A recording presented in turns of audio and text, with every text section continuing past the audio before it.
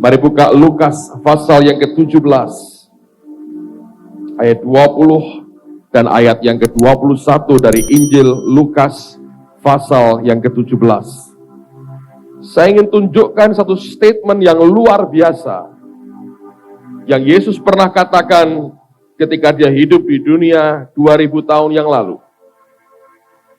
Lukas pasal 17 ayat 20 dan ayat yang ke-21. Lukas pasal 17, saya tunggu sampai semua Anda mendapatkannya, karena pada kalimat yang terakhir nanti, saya ingin Anda garis bawahi kalimat itu, karena itu merupakan kunci dari suatu pengertian yang sangat-sangat luar biasa yang Allah ingin berikan buat kita hari ini. Lukas 17, perhatikan ayat 20 dan 21. Yang sudah ketemu tolong angkat tangan kanannya. Alright. Atas pertanyaan orang-orang Farisi, apabila kerajaan Allah akan datang, Yesus menjawab, katanya, kerajaan Allah datang tanpa tanda-tanda lahiriah. Juga orang tidak dapat mengatakan, lihat ia ada di sini atau ia ada di sana. Kalimat berikutnya kita akan baca sama-sama. 2, 3.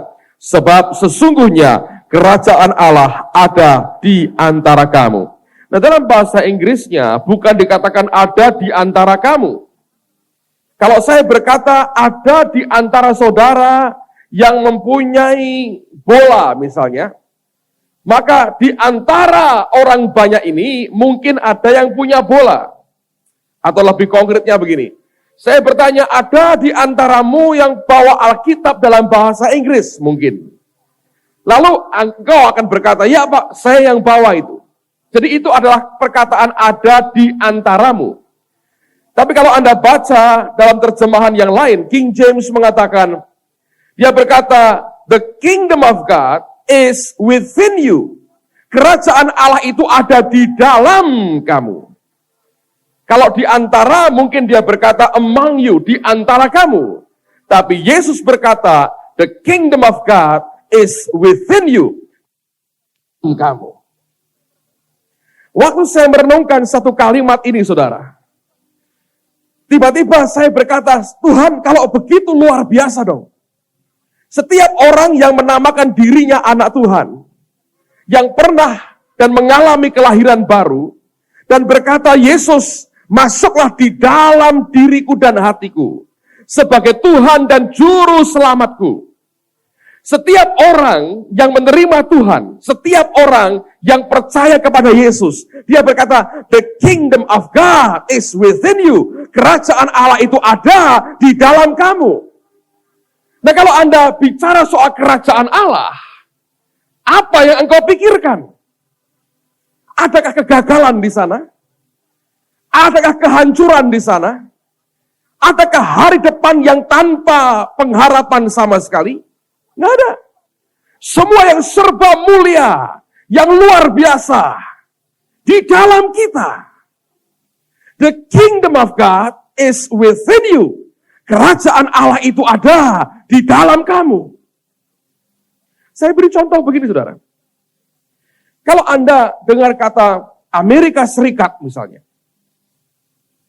Oh, ini sekarang polisinya dunia, saudara. Anda ngerti ya? Kalau Anda ngerti akan semua perlengkapan perang yang dimilikinya, Anda tahu ini negara menakutkan sekali kalau dia mulai berperang. Saya dengar informasi menarik sekali. Di atas udara kita, di angkasa luar sana, Amerika itu punya satelit, saudara. Satelit yang dia punya dari jarak yang begitu jauh, dia bisa lihat benda 20 cm. Anda taruh di bawah tanah. Jangan Anda tutupi dengan badanmu. Anda makan apapun lah. Anda taruhkan di tanah 20 cm aja. Dia bisa lihat begitu jelas. Gamblang sekali. Luar biasa. Saya pernah satu kali dengan teman-teman ini pergi ke Amerika. Kami muter di lebih dari 15 negara bagian di Amerika.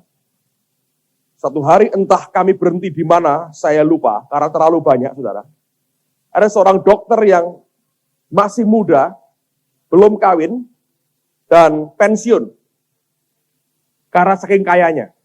Sudah nggak butuh duit lagi, masih muda, belum kawin, duitnya banyak, pensiun. Kamu ngapain? Menikmati hidup sampai masa tuaku. Bayangin. Dan dia punya pesawat terbang pribadi yang kecil dengan baling-baling. Kemudian dia tawarkan kami untuk pergi ke kota yang akan kami tuju dengan pesawat terbangnya dia. Nah, itu hanya muat beberapa orang, jadi yang putri karena takut naik mobil, yang putra karena nekat naik pesawat terbang. Sempat saya duduk di sebelah pilotnya, jadi co-pilot sebentar, tapi nggak ngerti apa-apa, saudara. Pokoknya begini aja. Kami berhenti di sebuah airport pada waktu itu. Saya lihat satu helikopter perang. Aneh, Anda belum pernah lihat mungkin seumur hidupmu. Itu bentuknya seperti laba-laba. Anda tahu laba-laba yang gede? Sudah berdiri begitu ya. Itu bukan helikopter biasa. Di bawahnya seperti ada jaring, seperti kaki laba-laba. Besarnya luar biasa. Lalu dokter ini berkata, kamu ngerti nggak? Itu tank aja bisa diangkat. Kenapa? Tank bisa diangkat, saudara. Jadi itu bisa ngangkat semua kendaraan militer yang besar dengan kaki-kaki yang di bawahnya. Luar biasa. Saya belum pernah melihat pemandangan seperti itu. Saya berkata, wow, ini luar biasa. Dan itu kalau terbang di atas kota Semarang, saudara. Dikira UFO datang, saudara. Makhluk angkasa luar. Warnanya hitam. Luar biasa. Kami lihat ini kalau perang, saudara.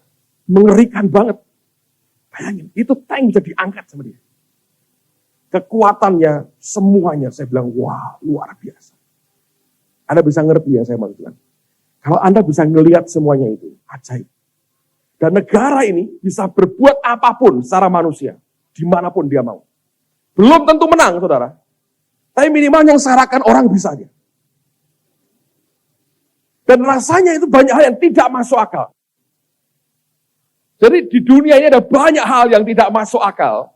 Yang orang berkata, ini kok bisa begini ya? Di belakangnya itu semuanya permainan. Negara makin besar, dia akan makin berkuasa. Itu baru kerajaan dunia, saudara.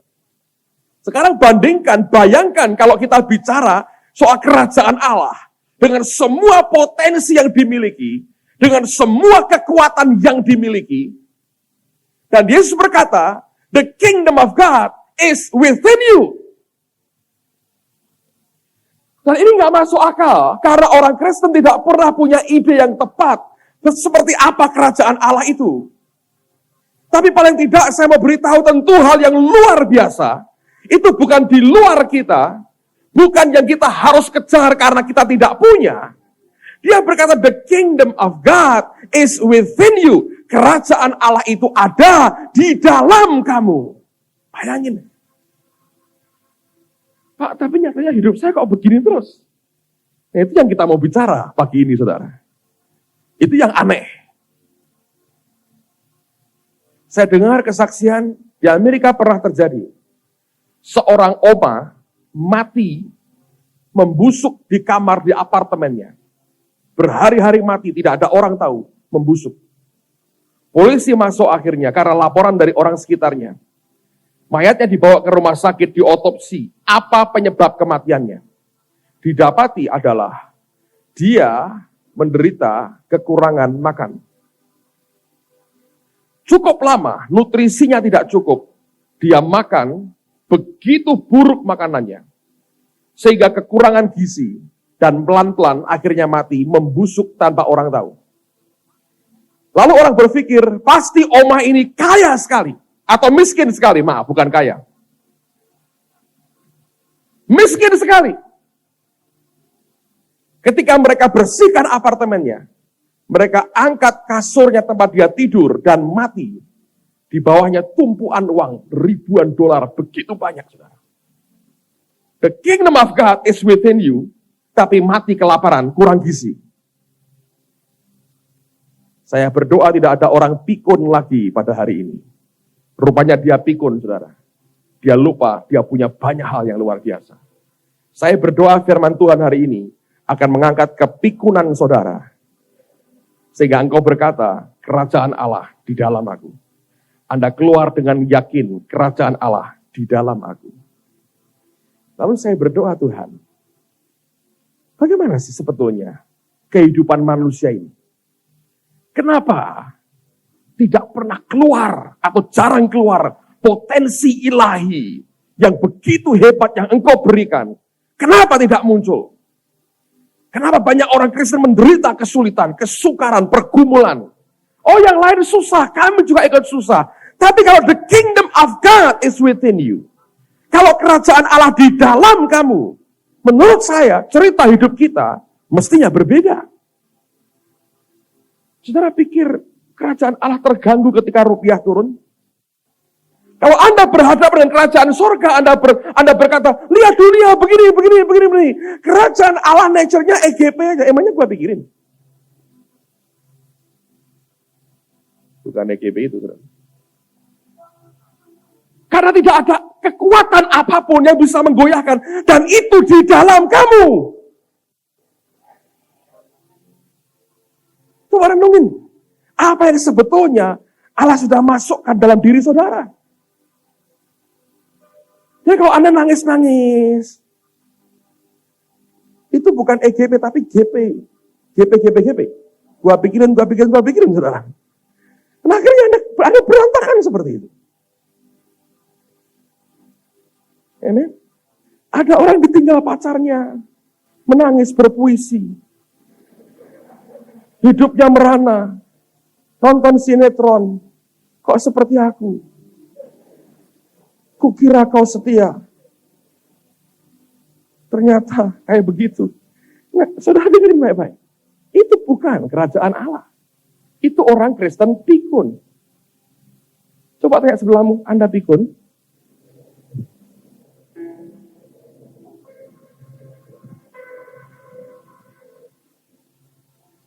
Kadang-kadang orang perlu ditanya, saudara. Apakah orang itu pikun atau tidak? Nah sekarang apa yang perlu buat kita? Coba lihat, saya mau tunjukkan sesuatu. Buka dulu Kejadian pasal yang pertama. Ayat pertama sampai dengan ayat yang ketiga.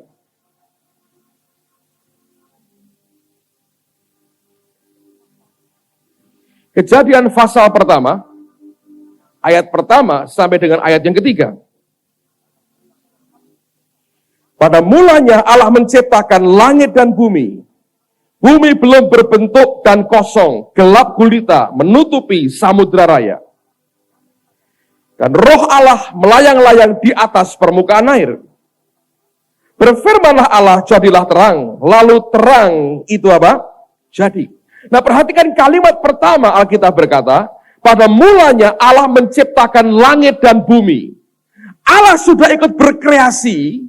Tapi lihat ketika Allah sudah ikut berkreasi, kalimat kedua memberikan deskripsi gambaran seperti apa keadaan pada waktu itu. Dikatakan bahwa bumi belum berbentuk, kosong, dan gelap gulita. Kacau semuanya. Sekalipun kacau, dengerin baik-baik, sekalipun kacau, tapi sudah ada sentuhan tangan Tuhan pada hal yang hari itu kelihatannya kacau. Dalam hidupmu saya beritahu, dengar baik-baik saudara. Kalau engkau berkata hidup saya kacau Pak sekarang. Belum berbentuk. Gak jelas kelak jadi apa. Masa depan tidak jelas. Gak ada bentuknya. Potongannya ada. Jahitannya komplit, bentuknya gak ada. Kosong. Ini kosong, ini kosong. Ini kosong, ini kosong. Ini kosong juga Pak. Gak ada apa-apa saya. Belum ada bentuk. Ini kosong. Kosong. Oh, saya mengosongkan diri. Sampai dompetku pun kosong keadaannya. Nah, the kingdom of God is within you. Tapi saya kosong, Pak. Ya, kita juga berkata begitu. Allah menciptakan langit dan bumi. Tapi Alkitab berkata kalimat berikutnya, bumi belum berbentuk, kosong, dan gelap. Oh, itu kayak saya Pak. Nah bagus, dengerin baik-baik saudara. Apa yang perlu buat Anda? Tapi yang saya mau sampaikan begini. Selama di dalam hidupmu, pernah ada sentuhan tangan Tuhan atas hidup saudara. Pernah ada campur tangan Tuhan di dalam dirimu? Pernah ada pekerjaan Allah di dalam diri saudara? Saya beritahu, the kingdom of God is within you. Mungkin belum berbentuk hari ini. Mungkin kosong. Kosong. Gak ada apa-apa. Dan gelap sepertinya. Tapi tidak pernah mengurangi fakta. The kingdom of God is within you. Nah, apa yang perlu, saudara? Yang pertama, lihat, yang luar biasa adalah Roh Allah ngapain? Melayang-layang. Kata melayang-layang dalam bahasa aslinya seperti induk ayam mengerami akan telurnya. Nah, saya mau berikan sesuatu buat saudara. Di kantong saya ini bukan kosong, ada isinya. Lihat apa yang saya bawa.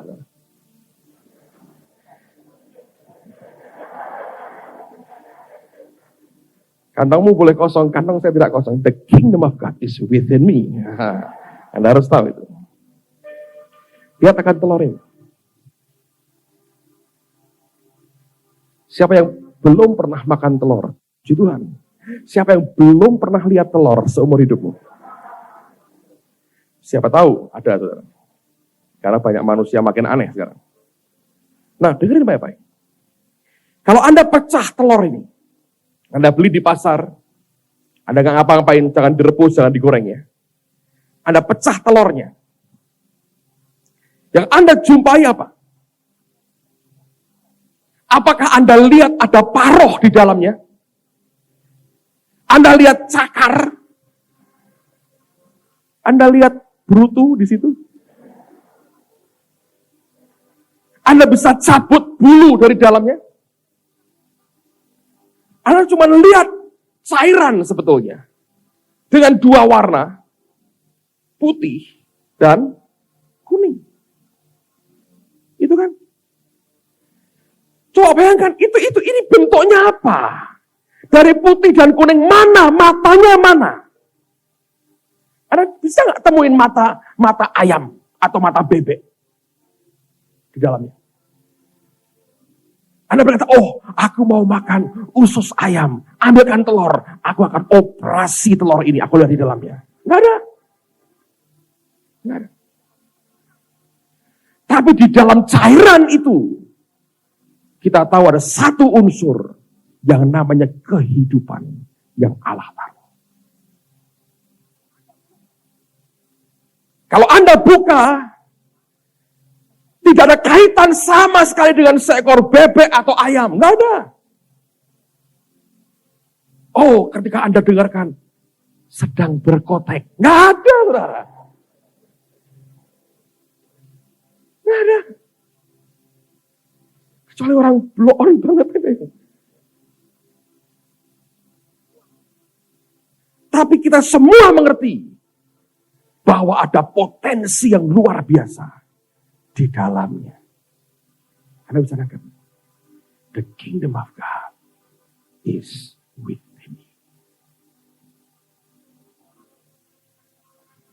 Kalau saya buka sekarang, saya banting. Jangan berkata, wak, wak, wak, wak, wak, wak, akan kabur. Gak ada. Karpet akan kotor. Baunya amis. Mungkin Anda yang suka telur mentah, Anda segera ambil jamu, Anda akan makan dan Anda akan ngari. Kenapakah telur ini ketika Anda makan, tiba-tiba bisa rekod di dalam gitu bisa dia? Nggak ada kan? It's gone, hilang. Tidak ada kekuatan apapun. Pernahkah Anda lihat orang adu jago dan datang ke arena bawa telur? Saya mau adu. Di dalamnya ada jago. Lihat. Loh, keluro.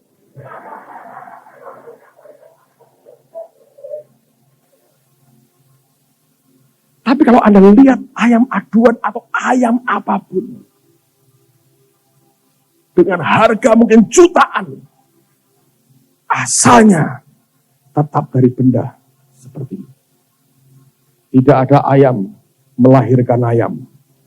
Tidak ada bebek melahirkan bebek. Anak SD kelas 3 pun tahu. Ini golongan binatang ovipar, kata Samuel, anak saya kelas 3. Saya tahu saya ngajarin dia. Semua Anda boleh berkata, saya punya ayam aduan hebat. Saya punya ayam bekisar, saya punya ayam apapun. Tapi dimulai dari benda seperti ini. Tidak bisa gerak sendiri, kecuali saya gerakkan. Tidak bisa jalan sendiri, ikuti saya. Kecuali saya tarik, saudara. Nggak bisa apa-apa. Mau saya banting, saya apain, saudara. Dalam sekejap remuk. Saya mau banting, nggak bisa. Jangan, nggak ada. Nggak ada suara protes, nggak ada suara apa-apa. Betul-betul rapuh. Tidak punya apa-apa, tidak bisa apa-apa. Tergantung belas kasihan saya. Saya mau kasihkan siapapun, Anda nggak pernah berkata, interupsi ketua. Nggak ada, saudara. Anggota DPR. Nggak ada. Tapi kehidupan di dalamnya yang memungkinkan banyak hal terjadi. The kingdom of God is within you. Kerajaan Allah di dalam saudara. Hidup kita tidak lebih dari seekor telur. Sebuah telur ini, bukan seekor telur. Waktu Allah mulai ciptakan kita dalam ciptaan yang baru. Hari ini Anda berkata, Pak, belum ada bentuknya. Kalau orang tanya akan seperti apa kamu kelak, aku nggak ngerti. Telur ini tidak pernah bisa tahu. Ini dari ayam putih, ayam hitam, atau ayam belorok. Nggak ada yang tahu. Tidak ada orang tahu akan jadi ayam jago, atau babon. Ayam banci nggak ada, saudara. Jago atau babon. Tidak ada orang tahu akan seperti apa. Tidak ada orang tahu. Bentuknya nggak ada. Lihat ke depan, seperti apa kamu kelak. Nggak ada yang tahu. Karena kitab keadaannya kosong. Nggak ada apa-apa. Diadu dengan siapapun tidak bisa menang. Nothing. Zero. Kosong. Karena kita berkata, gelap. Dan orang dalam keadaan seperti ini, saudara. Anda boleh ceritain apa saja. Telur. Banyak orang lihat kamu loh. Lihat. Bisa lihat dan percaya nggak, saudara? Dengar pun nggak bisa. Kalau Anda bawa jagung, Anda berkata, apakah datang, saudara? Dia diam aja. Anda berkata, goblok lu, ini enak. Dia diam. But the kingdom of God is within you. Beberapa Anda bahkan frustrasi dengan dirimu sendiri. Saya beritahu jangan, saudara. Sebab kerajaan Allah di dalam saudara. Beberapa orang frustrasi dengan temannya. Jangan, saudara. The kingdom of God is within you. Lalu apa yang dibutuhkan? Kejadian pasal pertama tadi mengatakan roh Allah yang harus bergerak dulu. Harus ada satu waktu di mana dia mengizinkan roh Allah mengerami akan dirinya. Dibutuhkan 3 minggu. Anda akan lihat telur yang saya pegang ini akan tampil beda. Dari yang tidak bisa bergerak, akan jadi makhluk yang mungil dan lucu. Bergerak kemana-mana, membuat anak-anak bahagia. Ketika besar, dia menghasilkan barang yang sama. Dan dia bereproduksi, menghasilkan ayam-ayam yang lain. Ketika Anda bosan, Anda goreng kirim ke rumah saya makan dengan senang hati. Anda nangkep dari barang yang sama. Tunggu 3 minggu kemudian, kehidupan di dalamnya akan keluar. The kingdom of God is within. Dan kerajaan Allah tidak ada urusan dengan yang lain.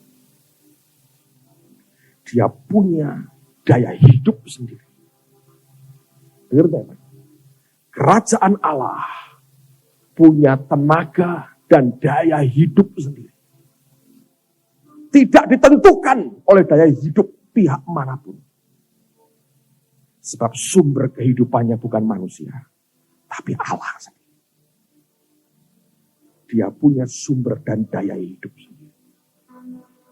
Orang tuamu, tetanggamu, keluargamu, sekolahmu boleh berkata, dengar baik-baik. Kehidupanmu bukan ditentukan oleh sumber tenaga dan daya hidup yang lain. The kingdom of God is within you. Dalam kamu. Beri waktu hanya 3 minggu. Biarkan dia dierami oleh induknya. Anda akan jumpai sesuatu yang berbeda. 3 minggu itu waktu yang begitu singkat. Tapi kehidupan tetap kehidupan. Karena waktu yang begitu singkat. Keluar kehidupan baru. Keluar kehidupan baru. Because the kingdom of God is within you. Amen, saudara. Hal yang pertama, Anda harus mulai hidupmu selalu dengan Tuhan. Saya mau tunjukkan contoh yang luar biasa. Anda akan lihat begitu ini terjadi, breakthrough terjadi. Alkitab menceritakan ada seorang yang bernama Daniel. Seperti apa orang ini? Coba lihat Daniel pasal yang ke-5. Kitab Daniel pasal yang ke-5. Ayat 10 sampai dengan ayat yang ke-12. Daniel pasal 5, ayat 10 sampai dengan ayat yang ke-12. Karena perkataan raja dan para pembesarnya itu, masuklah permaisuri ke dalam ruang perjamuan. Berkatalah ia, ya raja, kekalah hidup tuanku. Janganlah pikiran-pikiran tuanku menggelisahkan tuanku, dan janganlah menjadi pucat. Sebab dalam kerajaan tuanku ada seorang yang penuh dengan roh para dewa yang kudus. Dalam zaman ayah tuanku ada terdapat pada orang itu kecerahan, akal budi dan hikmat yang seperti hikmat para dewa. Ia telah diangkat oleh Raja Nebukadnezar ayah tuanku menjadi kepala orang-orang berilmu, para ahli impi, para ahli jampi dan para kasdim dan para ahli nujum. Karena pada orang itu terdapat apa? Roh yang luar biasa dan pengetahuan dan akal budi sehingga dapat menerangkan mimpi, menyingkapkan hal-hal yang tersembunyi dan menguraikan kekusutan, yakni pada Daniel yang dinamai Belsasar oleh raja. Baiklah sekarang Daniel dipanggil dan ia akan memberitahukan maknanya. Ini dialami oleh Raja Belsasar ketika dia lihat tulisan di dinding Mene Tekel Uparsin. Permaisuri raja memberitahu ada orang bernama Daniel. Terdapat roh yang luar biasa, spirit of excellence, roh yang unggul. Dan dikatakan dia punya kesanggupan menguraikan kekusutan. Itu indikasi yang pertama. Pasal 6 lihat. Ayat yang pertama. Sampai dengan ayat yang keempat. Pasal 6, ayat pertama sampai dengan ayat yang keempat. Darius orang Media menerima pemerintahan ketika ia berumur 62 tahun. Lalu berkenanlah Darius mengangkat 120 wakil-wakil raja atas kerajaannya. Mereka akan ditempatkan di seluruh kerajaan. Membawai mereka diangkat pula 3 pejabat tinggi. Dan Daniel adalah salah satu dari ketiga orang itu. Kepada mereka lah para wakil-wakil raja harus memberi pertanggungan jawab supaya raja jangan dirugikan. Maka Daniel ini melebihi para pejabat tinggi dan para wakil raja itu karena ia mempunyai roh yang luar biasa. Dan raja bermaksud untuk menempatkannya atas seluruh kerajaannya. Lihat kali kedua dikatakan dia punya roh yang luar biasa, spirit of excellence, atau roh yang unggul, lebih daripada yang lain. Nah, kalau Anda perhatikan dari mana sumber semuanya ini, kerajaan Allah yang di dalamnya begitu luar biasa, terbuka keluar, sehingga orang dunia berkata, rohnya itu luar biasa, lebih daripada yang lain. Nah, kalau Anda jeli memperhatikan kisah Daniel, Anda akan menjumpai dari semua yang Daniel lakukan, hanya satu yang selalu konsisten, tidak pernah berubah, apapun keadaannya. Apa itu? Pasal yang ke-6, lihat pada ayat yang ke-5 dan ayat yang ke-6. Kemudian para pejabat tinggi dan wakil raja itu mencari alasan dakwaan terhadap Daniel dalam hal pemerintahan, tetapi mereka tidak dapat alasan apapun atas sesuatu kesalahan, sebab ia setia dan tidak ada didapati sesuatu kelalaian atau sesuatu kesalahan padanya. Maka berkatalah orang-orang itu, yang lain dicari semua, mana yang bisa menjerat dia. Cari apa yang selalu dia buat, sehingga mereka berkata, ini kesalahannya. Dikatakan, kita tidak dapat mencari suatu alasan dakwaan terhadap Daniel ini, kecuali dalam hal ini, Daniel konsisten. Dalam hal apa saudara? Ibadahnya kepada Allahnya. Satu-satunya yang konsisten mereka lihat, yang tidak akan pernah Daniel kompromikan, adalah dalam hal ibadahnya kepada Allahnya. Tapi justru itulah sumber yang membuat pertama-tama kehidupan di dalamnya memancar keluar. Kalau telur ini selama 3 minggu terus-menerus dierami oleh induknya, kita akan nikmati kehidupan yang luar biasa lewat hidup telur yang sama. Konsisten dengan Tuhan. Tidak peduli apapun yang harus dihadapi. Konsisten, tekun, setia, stabil, terus dengan Tuhan. Satu kali itu akan terpancar keluar, saudara. The kingdom of God is within you. Ada di dalam kamu. Nah, hal kedua,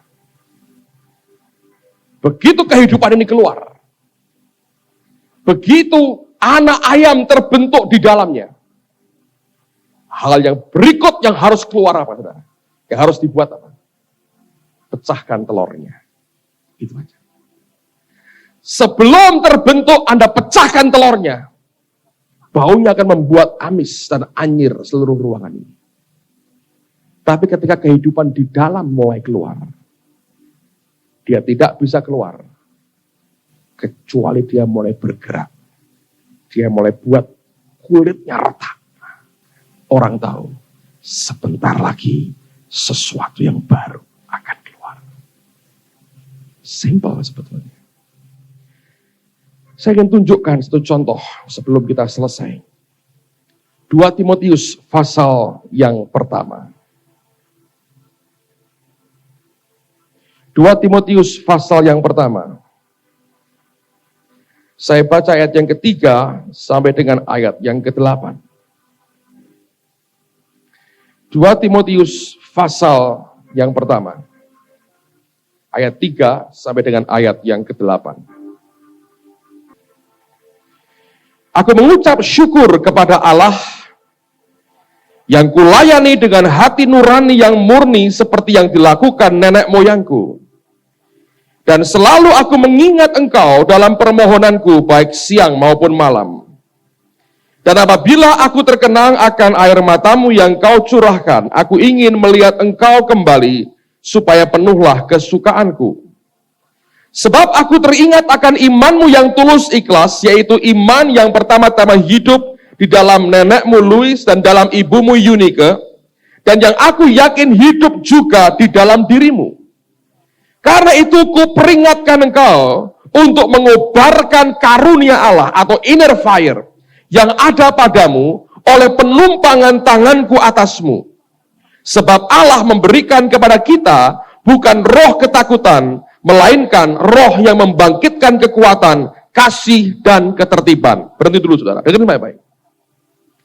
Tidak ada orang muda dalam Alkitab yang saya tahu, dalam perjanjian baru terutama, yang punya privilege kehormatan yang begitu besar, menikmati kasih karunia Allah yang begitu besar, seperti yang dialami oleh Timotius.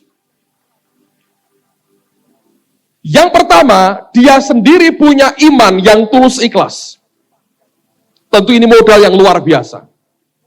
Ada banyak orang punya iman, tapi tidak pernah menjaga keikhlasan dan ketulusannya. Akhirnya kandas imannya, kata Alkitab. Yang kedua, dia punya heritage, warisan yang luar biasa. Dari neneknya dan dari ibunya.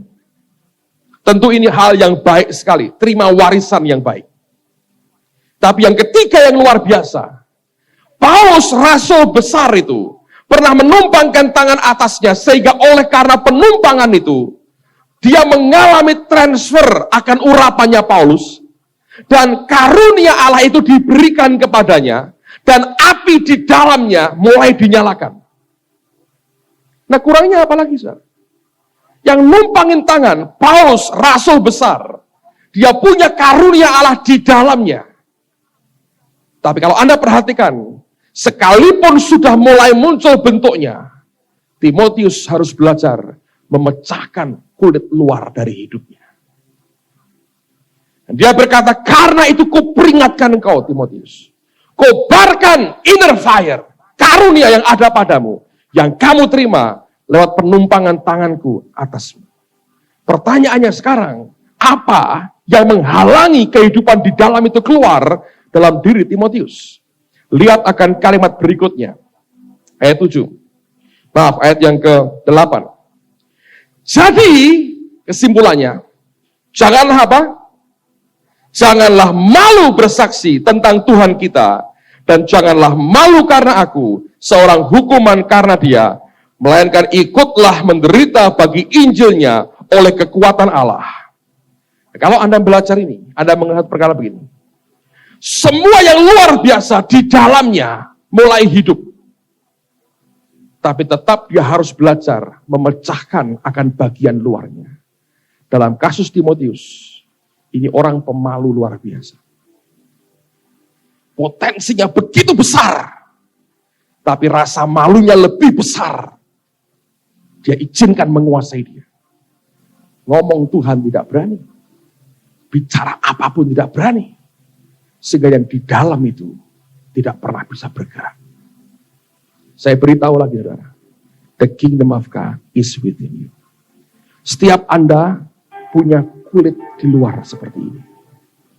Kelihatannya keras, tapi tidak keras, saudara. Dan yang harus memecahkan adalah yang di dalam sendiri. Yang di luar tidak pernah ngerti apakah siap dipecah atau tidak. Kalau yang luar memecah, bisa hancur kalau ternyata belum jadi, saudara. Tapi kalau kehidupan di dalam Anda tahu ini sudah waktunya, Anda harus berkata, penghalangku ini harus menyingkir dari aku. Kalau Anda bisa singkirkan itu akan keluar. Dan waktu keluar, sumber kehidupan itu memancar dari dalam sendiri. Punya daya hidup sendiri yang tidak ditentukan oleh apa yang terjadi di luar. Engkau tidak akan terganggu apapun dengan segala yang engkau harus alami dan hadapi. Engkau akan hidup dalam kasih karunia Allah. Engkau akan hidup dalam kenikmatan Tuhan yang luar biasa. Ingat ketika Mesir ancur-ancuran kena tulah. Tetap ada Goshen yang tetap aman dan tidak tersentuh oleh malapetaka. Saya tetap percaya sampai dengan hari ini. Keadaan ekonomi dan negara seburuk apapun, Allah tetap punya Goshen bagi anak-anaknya. Sebab kerajaan Allah punya daya hidup sendiri yang tidak ditentukan oleh daya hidup di luar. Persoalannya adalah apakah engkau mau tetap konsisten dengan Allah. Tidak mengkompromikan apapun dalam hidupmu, konsisten dengan Tuhan. Dan yang kedua, engkau harus belajar untuk melihat apa yang sebetulnya jadi penghalang buat hidupmu sendiri. Seorang hamba Tuhan besar di Amerika dengan ribuan jemaat membuat satu survei dari keadaan jemaatnya sendiri. Dan saya percaya ini cukup mewakili akan jemaat-jemaat lain. Dia menjumpai fakta begini. Kalau ada orang counseling dengan dia berikan kertas. Dan dia ajak orang ini tulis begini. Coba, sebetulnya kalau kamu telusuri masalahmu itu apa sih? Kamu gak usah ngomong apa-apa dulu. Coba kamu telusuri dengan tenang. Masalahmu apa? 75% berkata, saya rasa saya gak perlu counseling lagi Pak Pendeta. Saya tahu apa yang harus saya buat. Nangkep saudara. Yang engkau harus temukan dengan Tuhan adalah kulitmu itu apa sebetulnya. Yang membuat sekalipun kerajaan Allah di dalammu. Saya kok dengar firman itu kok kayak dibuai Pak ya, ngantuk.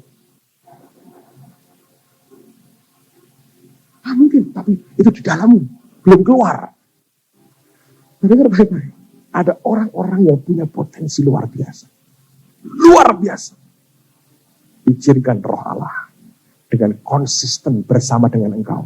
Terus bergerak dalam hidup. The kingdom of God is within. Itu punya daya hidup sendiri. Yang tidak ditentukan oleh apapun yang terjadi di luar. Kalau Anda bisa menangkap apa yang Tuhan ingin sampaikan pada hari ini.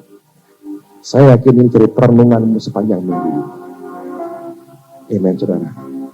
Tidak ada orang yang dilahirkan jadi orang besar dan tidak berbuat apa-apa. Mereka orang-orang yang konsisten dengan Allahnya. Mereka keluar dari kulit telur hidup. Anda akan lihat lebih banyak orang besar. Tapi reaksi bisa dua macam. Reaksi pertama berkata, mereka luar biasa, gua biasa-biasa.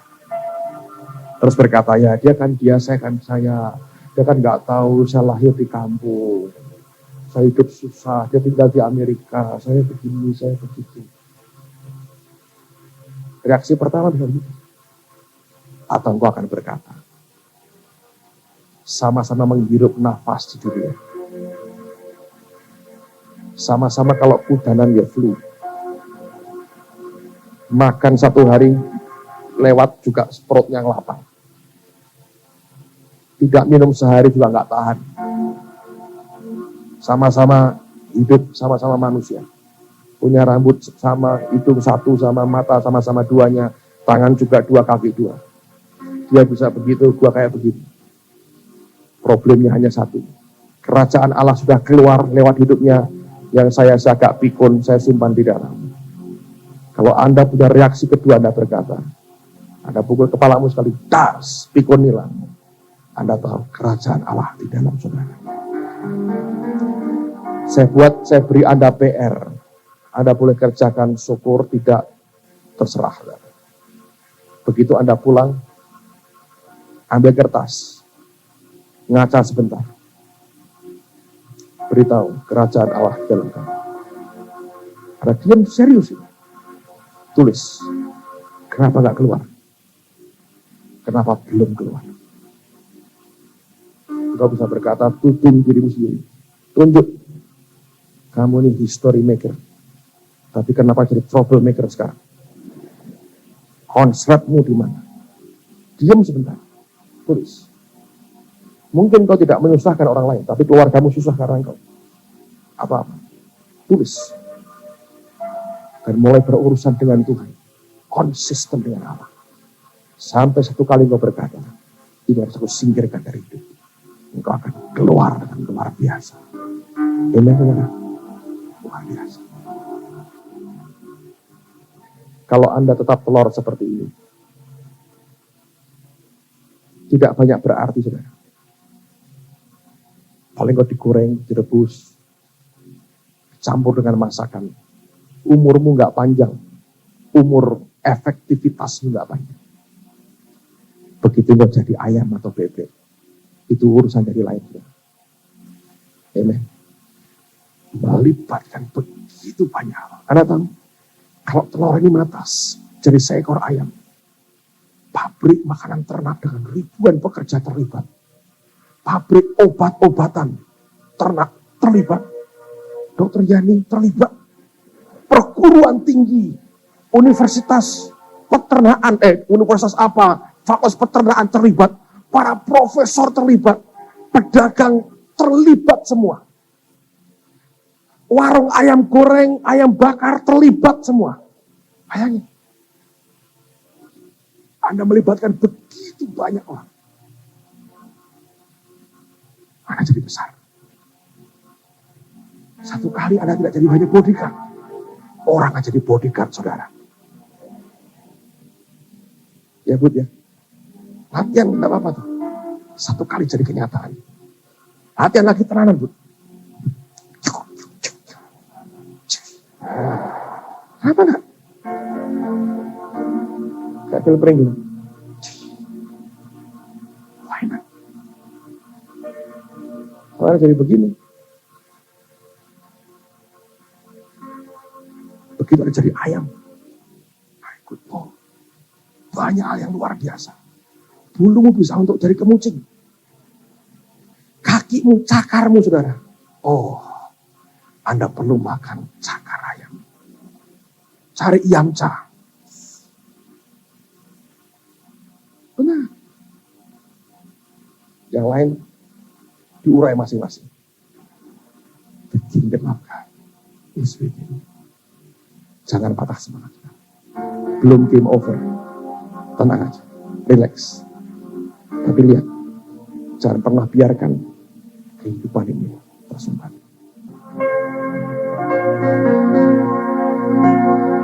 Mari berkati pagi ini.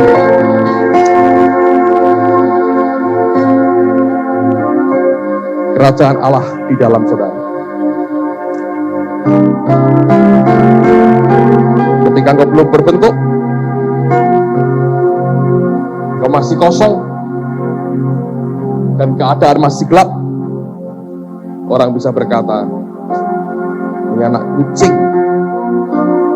Tapi kalau kerajaan Allah dalam Anda keluar, orang berkata, bukan anak kucing, anak singa dari Yehuda. Bukan singa ompong, yang hanya bisa gereng-gereng, tapi singa dari Yehuda.